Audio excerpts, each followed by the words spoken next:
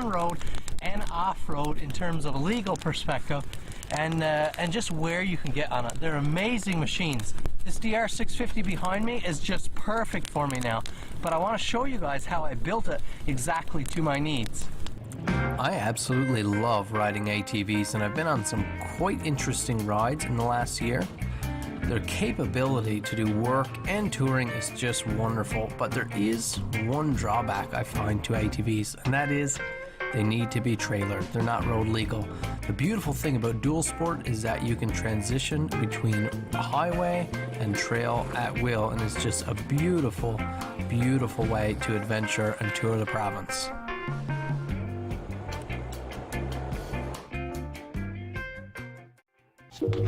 This is a new to me 2009 Suzuki DR650. These are beautifully reliable bikes, but this bike has been sitting in storage for 2 years, and I don't think it saw much service before that. Everything on this bike just indicates that it was maintained very little, it's kept bone stock, and it's certainly not up to my standards. We're going to change that throughout the course of this project. I'm just cleaning out this airbox here now, and it is horrendous. This is the worst airbox I've ever seen. This right here is the kind of sludge I was talking about, the thickness of it. That's all throughout the airbox there, so we've got a lot of muck taken out of there. So once we get a filter, clean filter on there, it should really improve its breathing, but you've got to figure that with how dirty the filter is, how dirty the airbox is, the carburetor is probably pretty dirty as well. So and while that filter is drying, I'm going to go ahead and change the oil. I have no idea what the oil is going to look like. Maybe it was changed just before it was stored. Judging by the condition of the bike, I highly doubt it. I did run the bike a little bit, so it's nice and warm. Ooh, that is some black oil. Gonna see if the old DeWalt will break these, and it will. Lovely.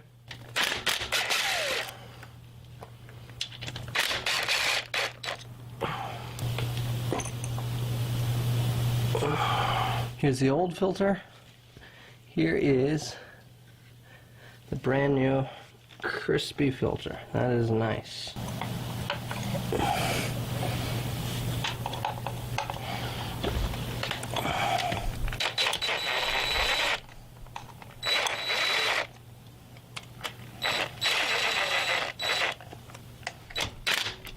Now, for the rewarding part, or the part that feels good, we get to dump some fresh oil in there.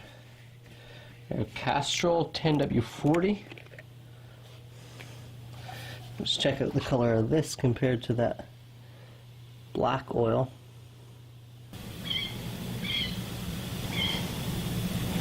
I don't have a ratchet big enough for this nut, so I'm using a wrench, and that was way too easy to break loose. That's a little bit alarming. It's easy to see the maintenance level of this bike by how difficult it is to remove this rear shaft. The shaft should easily pull out, but without proper greasing and cleaning, it's just a chore to remove.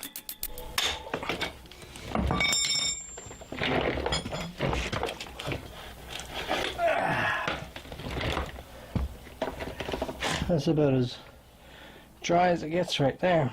Yeah, some people hang these tires themselves, but these big tires are super stiff and hard to manage, especially with tubes in there. You often damage the tubes.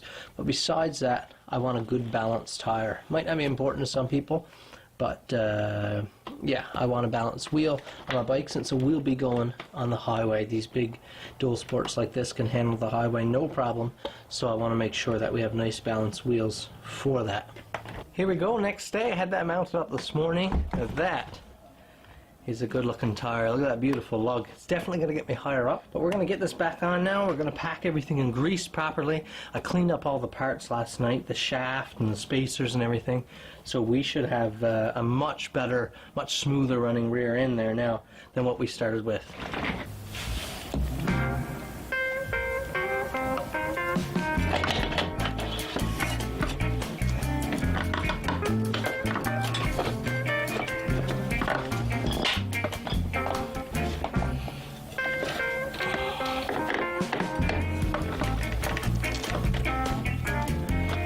Now with some increased traction to the ground, what we need is more power. So we're going to work on sorting out our fuel system next.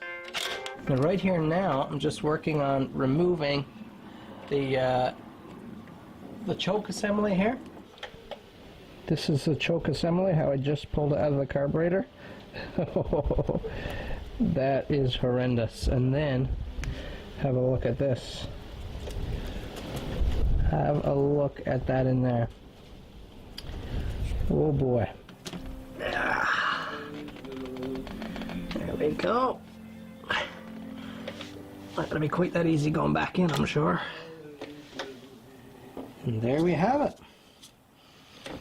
We have, probably the first time it's ever been off this bike, that Mikuni carburetor. Now with a bit of leather in my soft-jawed vice here, I should be able to get a decent purchase on this carburetor. Nothing too aggressive, of course. We wouldn't want to damage the carburetor, but yeah, that's just a nice secure hold. Let's see. Ah, yeah. Success with the first one. Ah, come on. Sometimes different screwdrivers are just machined ever so slightly different. Ah, yeah. Didn't think. Just this screwdriver, and this is just a cheapo one, but the tolerances are just ever so slightly off, which gave it enough bite compared to my other one. Both number 2 Phillips. And this is the part you want to be careful with. This is a soft diaphragm. This pulls a vacuum inside your carburetor. So you want to get that up gently because you do not want to tear that diaphragm. So have a look down inside this carburetor here. I don't know if you can see down here or not. It's just full of grit.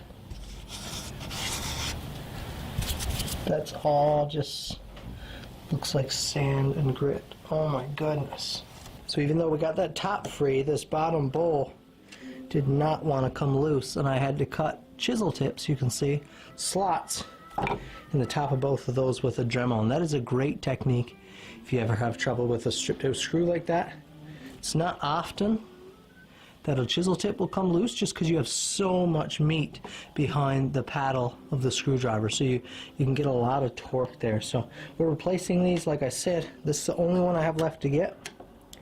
I'm hoping we can get this one to get a good bite on there.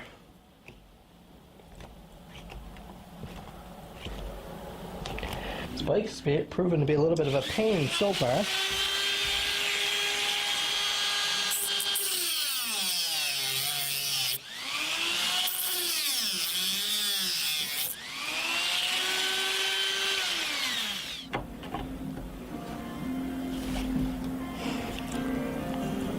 Gosh.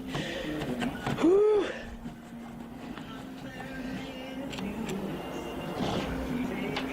That was a tough one. The Newfoundland Hobbyist is sponsored by paulsfinest.com, Noble's Timber Mart with locations in Springdale and Bayvert, wildmedkits.ca, Robinson's General Store located in Middle Arm, and ABS Busing, also located in Middle Arm, Newfoundland. It was never designed to be a full-size knife or something, right? No.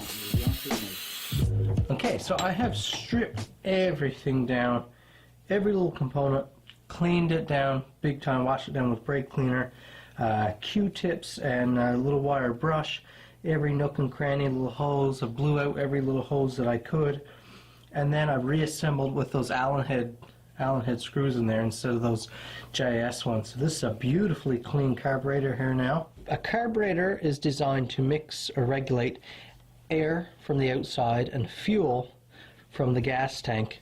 It mixes the proper ratio and sends it into your engine. Now, carburetors generally have either an air screw or a fuel screw, so you can mix one. You can lean or enrichen the mix. So this carburetor has a fuel screw. So you get to control how much fuel is let in to mix with the amount of air that's already coming in. So you can't really regulate the air, not as precisely. You can mod the air box, open up the air box, but that's about it. Your fuel screw is how you lean out or enrich in your engine. Some engines, the fuel is kind of set, and you're able to adjust the amount of air that mixes with that fuel. So Suzuki, when they designed this carburetor, they wanted to preset the engine for how it should be, how they felt it should be stock, and then they plugged this hole here with a little piece of brass, a little brass plug, so that no one could pick at it anymore. This is bad because if you ever want to change the jetting, or if the bike isn't running well for your elevation or your humidity or temperature, you're not able to change, because all of those environmental factors affect how your air and fuel mixes. Of course, the density of the air is changing, the humidity of the air coming in is changing, so you want to change your fuel mix to accommodate for that. But because they've plugged this, you can't get at it. So we're going to fix that right now. So we're just going to drill into this plug ever so slightly. It's just brass, it's nice and soft.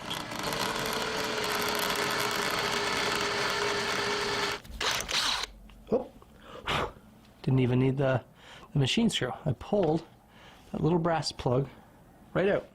With that brass plug removed, we can clearly see the factory fuel mix screw. We can just unscrew that completely, and you can see here the size comparison compared to the new Pro Cycle one, where we have that nice knurled knob that will extend outside below the ball of the carburetor that you can grab onto. Now for some new spark plugs, so we can get that fuel burning nicely. All we have at this point is a beautifully clean factory carburetor. We'll work on modifications later.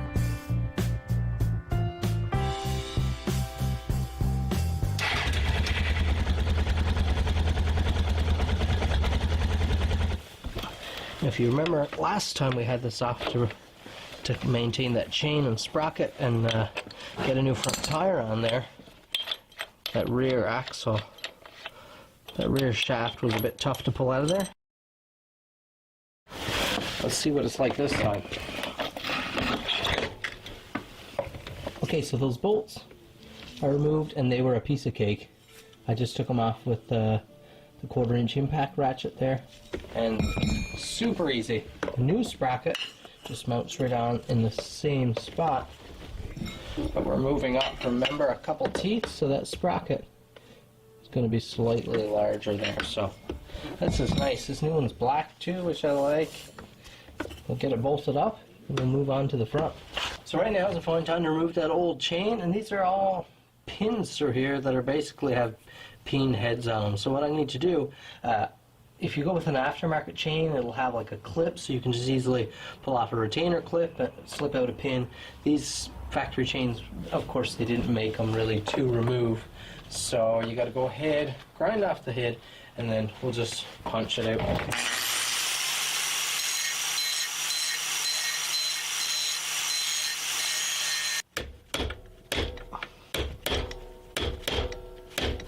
And there we have it. I drove that pin through there, and you can see we have a broken chain. You can see just by looking at this piece of chain here, look how it doesn't fall. This should just naturally fall here, but you can bend those links just how you want. You can see when it hangs there. So it's obvious that we need a new chain, but why are we changing out the sprockets? The DR650 comes stock geared very high, which doesn't lend the bike well to power. It's a very fast running bike. It runs a 15-42 combination from factory.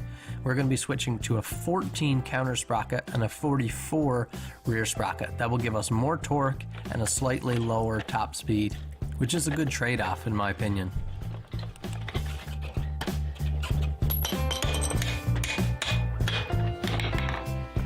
Now you'll notice with this new chain, just look how free-flowing it is. Okay, so that should really improve, will just improve everything. How smooth the bike runs, how smooth it how smooth it runs on the highway, the amount of vibration in the bike, and how and you'd have to think that it would even take a little bit of strain off the engine. Just let the whole rear end pull a little smoother, so that we can just push right through the chain like that. We're going to put our outside plate on like so. That was beautiful. And then we just have this retainer clip here. As long as we can get this clip in over. Yeah, just that easy. That was beautiful. So here's the deal. You have this nice big 650 single cylinder engine they're very reliable, simple engines, lots of torque, lots of power. But the way the engine works, an engine or a cylinder is a combustion chamber. Again, going back to the basics. You have a combustion chamber where gas comes in mixed with air. So your carburetor takes in air through the air box, fuel from the gas tank, it mixes it to the correct ratio, sends it into the cylinder. Then once that explodes, drives your piston, all that gas from the explosion has to escape somewhere. So it comes back through the exhaust pipe. Now, as I've mentioned before, what Suzuki did to make this bike really reliable, real cheap on gas, is put a small little constricted air box, so the bike is not getting enough air through there. Really small main jet, so the bike is not getting a ton of fuel. And then just look at the size of this exhaust. I'm going to throw a picture up there now to show you the baffling system for this exhaust. It's just outrageous. This is just loaded with baffles and channels to create a lot of back pressure and to make this bike as quiet and sissy sounding as possible. And what happens is with the combination of all that, your engine is so restricted. You might be getting decent gas mileage, but you're not getting that power out of that big 650 single like you should be getting. Those two weren't too bad.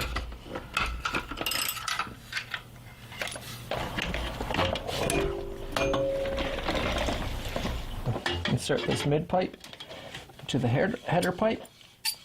Now this is just a test fit, just to see where we'll be sitting. It should be allowed to come right over like this.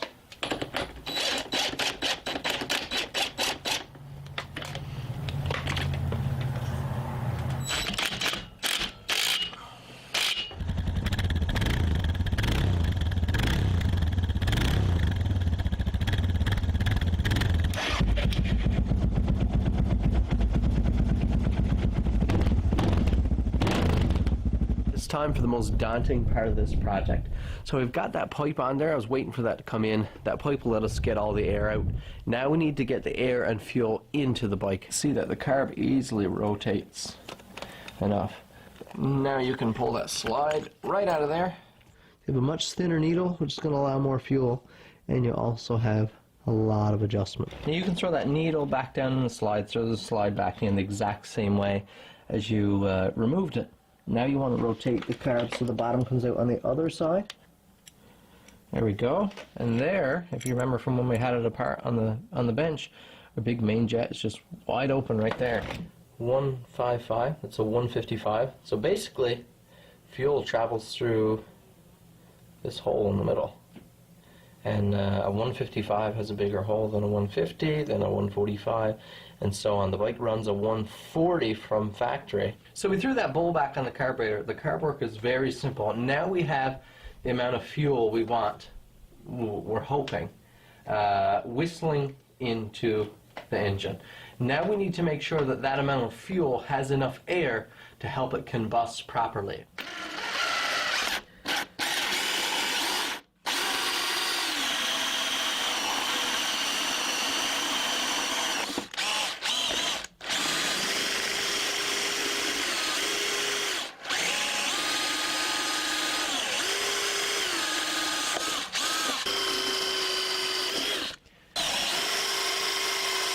Now changing out the jet and drilling out the airbox there would be considered like macro adjustments.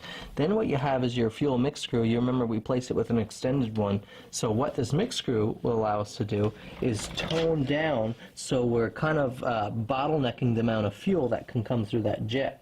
And we'll see if the bike even fires up.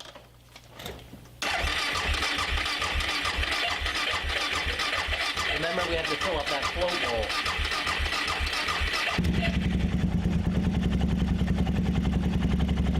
Start.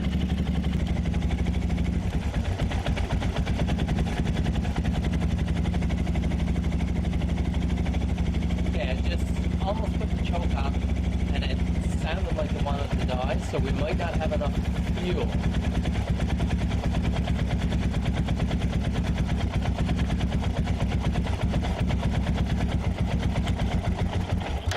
Yeah, so I turned the choke all the way off, and the bike wants to die, so we're going to have to come out more than our 2 turns. The bike only needed a little more carburetor tuning, and once I took it out, it was a different beast altogether. This bike completely transformed from just a plain old rider to something that's just really powerful, really responsive, pulling wheelies with ease. It's just, the bike came alive. Everything I did in this project just lended to making this bike better overall and much more enjoyable for me. One of the beauties of building your own bike like this is that you get to build it to your preferences, your riding style, which is what this bike meets right now.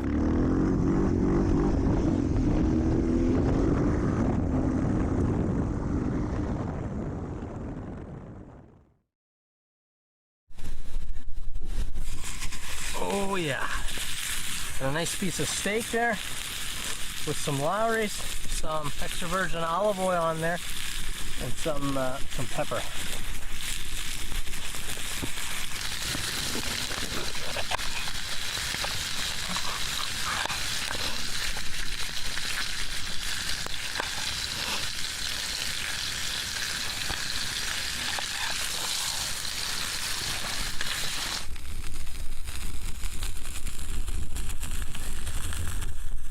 I'm about to eat my lunch now, but I hope you really enjoyed this episode.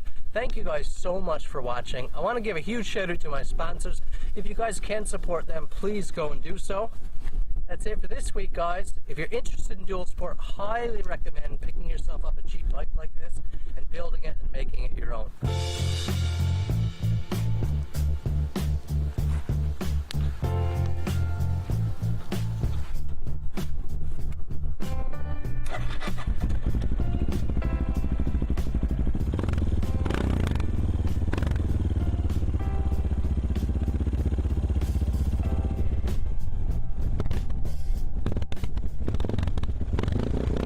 Turning wrenches and tools like this can be so rewarding.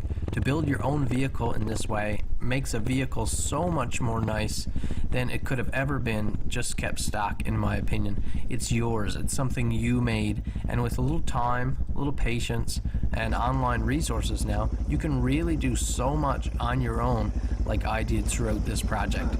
I hope you guys enjoyed this episode, and I hope you might have learned something. At minimum, I hope you're entertained. I want to give a big thank you to my sponsors who helped make this show possible. If you can, I'd love if you could go and support them in some way.